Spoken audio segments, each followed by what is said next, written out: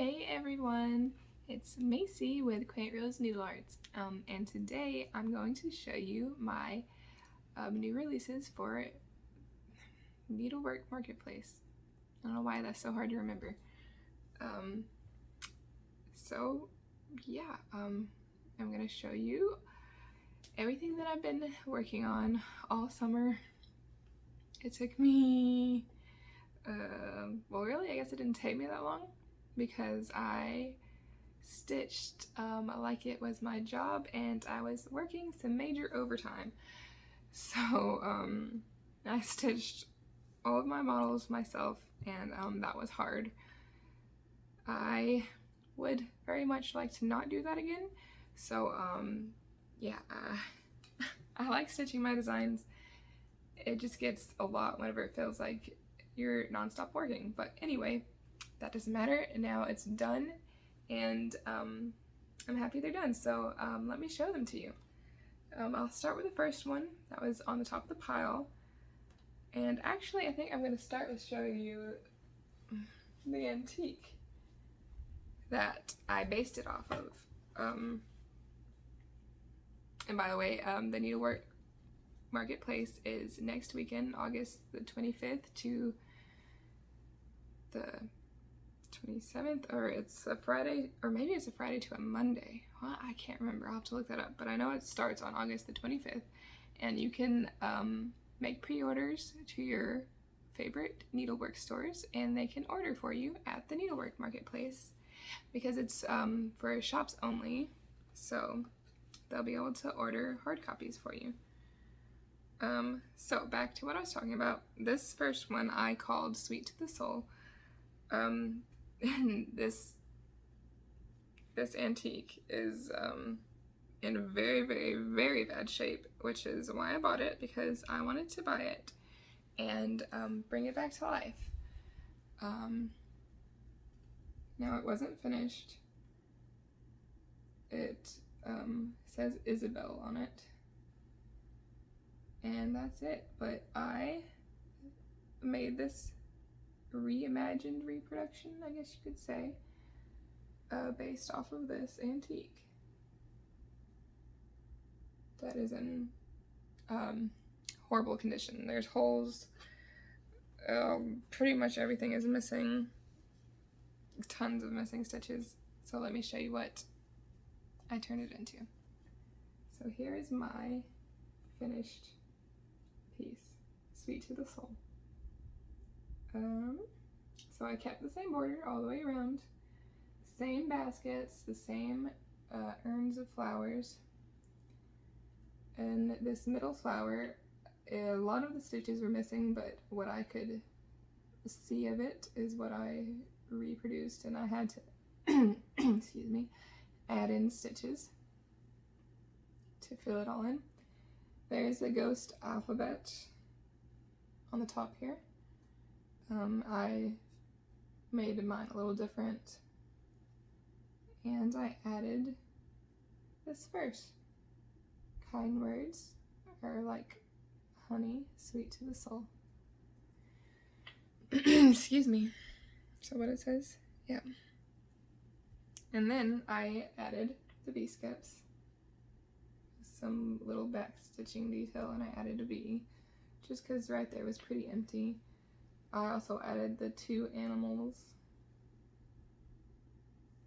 but everything else is originally on here. I added the V-skips because it looks like that's what she was going to do. I don't know how well you'll be able to see it because it's super faded, but right here on each side you can kind of see where there's like the table that they sit on, and she started right here to make a shape that to me looks like that's what she was going to put there. So I went ahead and put that on either side.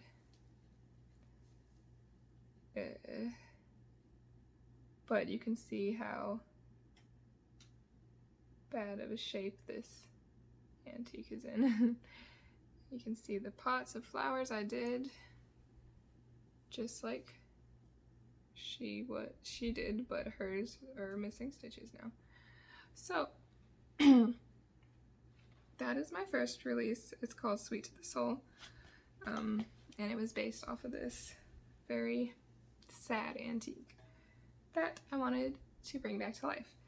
I stitched it with Weeks Dye Works floss and DMC, and it's stitched on 36 count Hemingway linen by Needle and Flax, which I love her linen. And the frame is from Art to Frames online. And I also love this frame. And I love how it turned out. I wasn't sure. And wow, it's got dog hair on it. I'm sorry.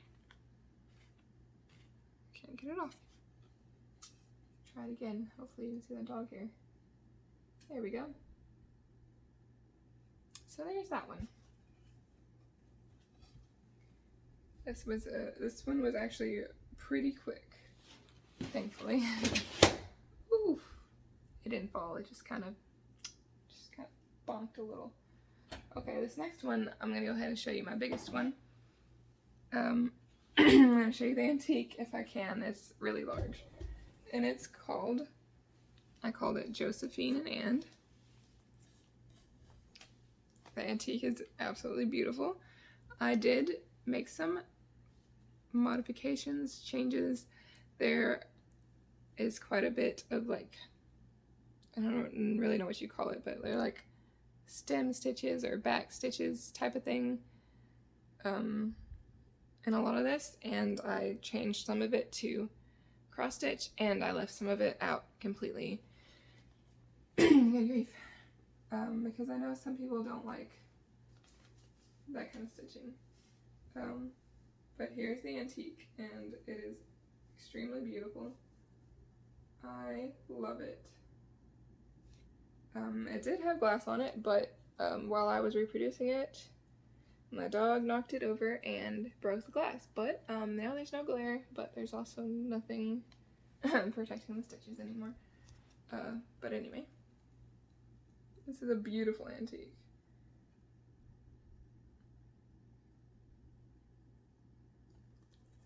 Right here, this beautiful bunch of flowers I changed to cross stitch because, well, I'm not really big on free hand stitching, and I know a lot of people aren't. So I just decided to make the choice to chart it to where pretty much anyone could stitch it. And there's that beautiful plant, which is what really drew me to it in the middle. Okay. So there's the antique, and I'll show you what's heavy, the reproduction, if I can find somewhere to set it down. Okay, here is my reproduction. Josephine and Anne, 1867. Here we go. So I changed the flowers to cross stitch except for these straight stitches coming off right here. That's easy enough to do for anyone. And here there's some more straight stitches, which are all really quick to do, and they add beautiful detail, I think. And then the whole border is just one single row of cross stitch and then some straight stitches to make these things, little plants. And then there's that big beautiful center flower pot. Now this one I did a little differently than, well, what I've ever done before. I stitched this one in Gentle Arts Simply Wool, because the original is stitched in wool, and I loved stitching with the wools, but it took a lot. So this would not be a cheap project to kit up. Simply Wool is obviously not as cheap as the cotton Gentle Arts, so it took a lot. Like the green in this project has over 10,000 stitches. That's a lot. It took 13 skeins of Bayberry Simply Wool to stitch the green in this project. 13. So, I like this. I'm happy I stitched it in the wool. It looks fantastic and it was very fun. It's on 28 count Rin by Picture This Plus. There will be a conversion to General Arts, just cotton and DMC, but I'm going to show you this just because I was shocked whenever I bought these. So I bought the wool and I bought the cotton to see if it matched. And I'm glad I did, because it's not like you can buy the same color of wool as cotton, because they're not the same. This is bayberry, which is what I used to stitch the plant, and it's not coming out really the right. This color is not at all the same. I was hoping I'd be able to show you. Let's see if I can. It's not at all the same. So the cottons that I charted for the conversion don't have the same name as the wool, because they're not the same at all. Here is the yellow. I used Butter Crunch for the yellow. Not the same at all. It's extremely bright compared to the wool. So they are different. You can't just, if you want it to look similar to the model, you can't just buy bayberry cotton, because it's not the same as bayberry wool. But anyway, I just wanted to show you that, because it seems like with General Arts, a lot of the time, that did fall down. Sorry, earthquake. Okay. Okay.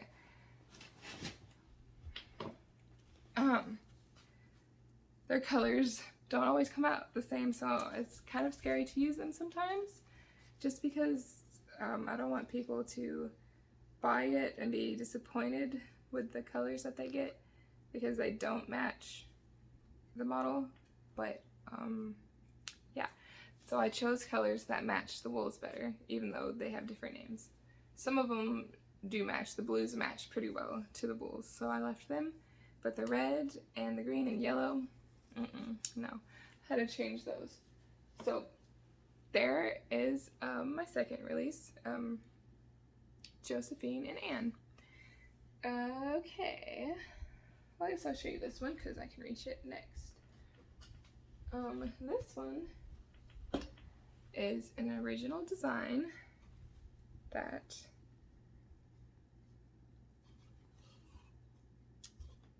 I came up with because of my love for all things nature. This I had a lot of fun with designing and putting it together. This is called Inspired by Nature, and this is the sampler. This chart comes with 3 designs that go together, 3 coordinating designs.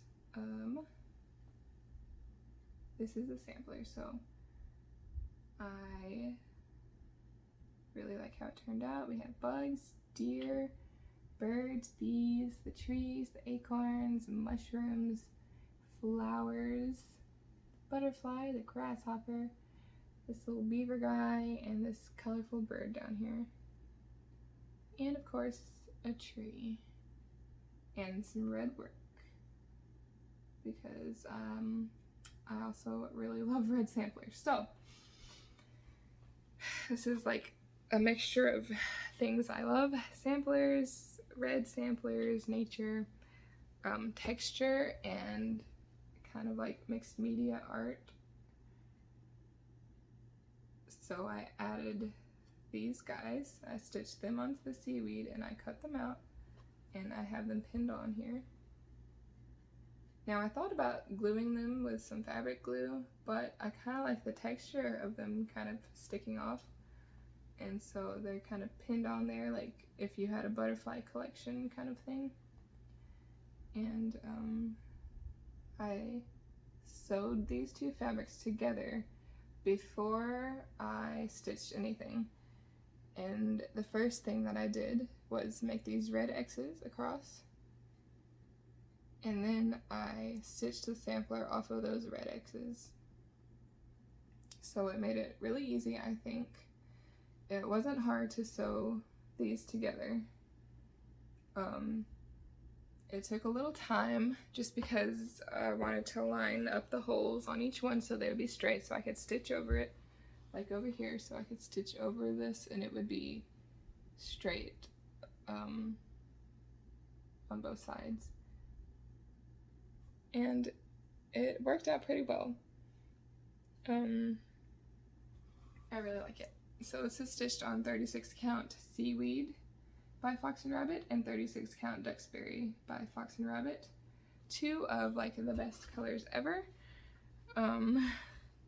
So that is the sampler that goes with the Inspired by Nature booklet, and this is the little bird that goes with the booklet.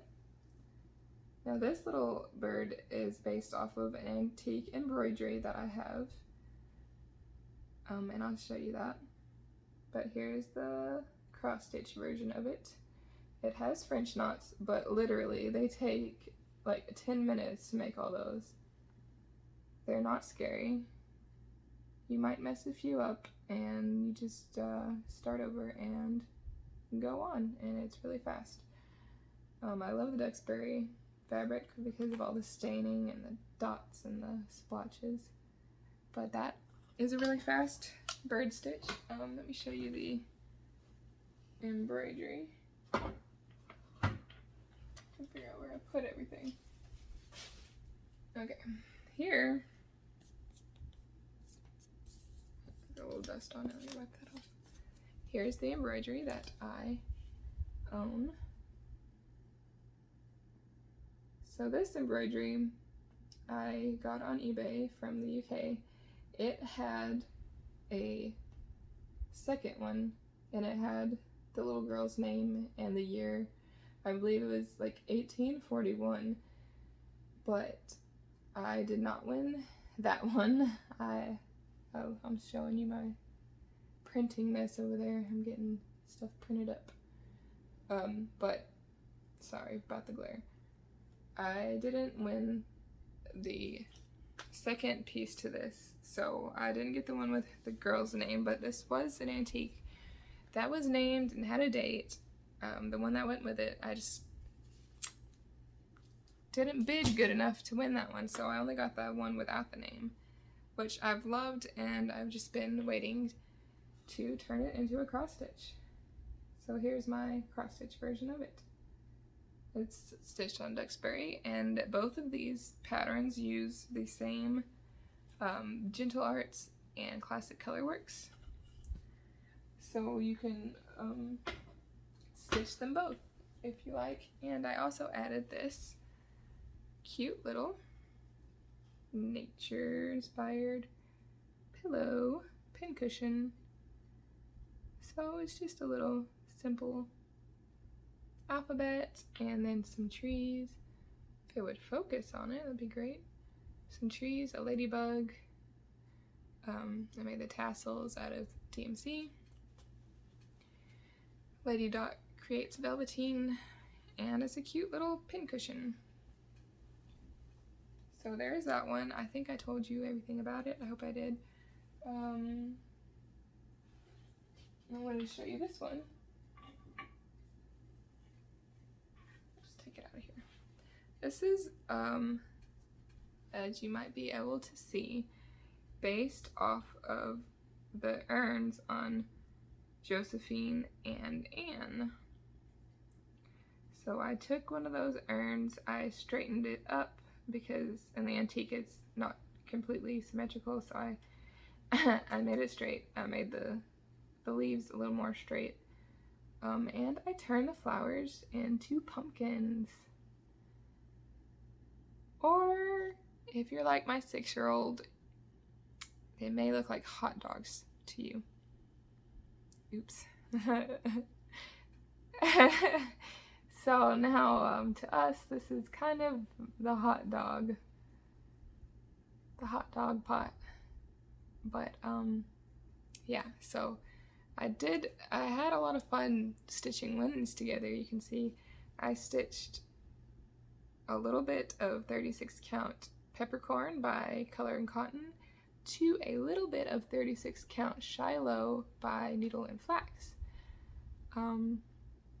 Which it really is easy to do. I watched a video on FlossTube. Who was it by? Blue Bonnets and Whiskey, I believe.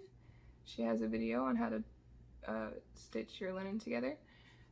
This is, of course, Licorice Mini Pom Poms by Lady Dot Creates and Bittersweet Velveteen by Lady Dot Creates, which matches, looks really pretty with it. I love the color. So this is a really fun, quick stitch. It's much bigger than I planned on it being, but it's still a really fun size decoration that you can stitch for October. You can leave the 31 off. I just added it for anyone that may want to add that. But you don't have to put that on there. You can just put October, and it's really fun and quick, and I love it. So there's that fun little pillow. Well, it's really not little. It's kind of large for a pillow.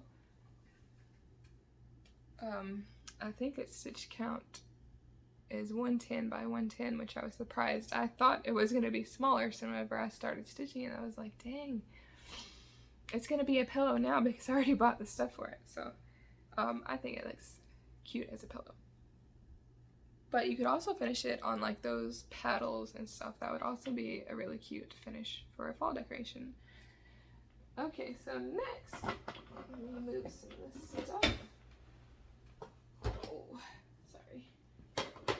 Okay, well, I'm going to save that one for last. Next, I'm going to show you this one, and this is an original design. Make sure it has no animal hair on it. Animals don't come in my office, I always say that, but it doesn't matter. Their hair still gets on everything. Okay. So this one is called Reindeer Stables, and this one is an original design by me. And I think it turned out way cuter than I thought it was going to. I was a little bit worried about stitching it, but I really like the way it turned out. And this was really quick to stitch too. The border doesn't take long, the stable doesn't take long, and so it was all super quick. I think it took me like a week to stitch this one, which I was obviously super happy about because Josephine took a long time to stitch. Not surprising since there's over 10,000 stitches in the one color.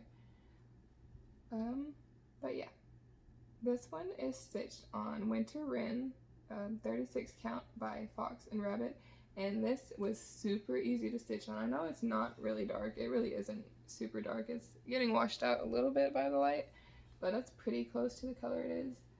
But it was so easy to see. I was so happy that it wasn't hard. Stop doing that. And I stitched it with Classic Colorworks and Gentle Arts, and of course there's a DMC conversion, but it is, you just don't get the same beautiful variegation that you get with these hand-dyed threads. And yeah, that's really all I have to say about that one, I guess. It's a fun and quick Christmas stitch. Okay, I'm gonna do this fast because I've run out of space in my phone. So I was showing you Margaret Hall, and I showed you the front, and here is the back, which is crazy bright. You can see how purpley pink the flowers used to be, and the greens, and all of that. Okay, so here is my reproduction. It is stitched on 36 count fragile, however you say it, from Needle and Flax. I think it's like fragile, something like that. I don't know, I've never seen the movie that it's named after. But it's spelled like fragile. So that's how you find it. It's just a white kind of color, off-white. It's very pretty. I love her linens. They're so soft and nice to stitch with. But I love how this one turned out. This was the first one I stitched, of course. It's my favorite. I stitched it back in May, so it's been really hard not to show anyone. The border is satin stitches. I don't like bulky satin stitches. They don't lay right to me, so I only use one strand for satin stitches. I like the way it looks personally for me. Some people will use two. I used one. I don't really care that they're kind of sparse in some places where the linens got lighter slubby type things in it. But yeah, there is my final release for Needlework Marketplace. Thank you so much for watching, and I hope you'll enjoy my new releases, and tell your shops that you want to get them. So thanks so much. Happy stitching, everyone. Bye.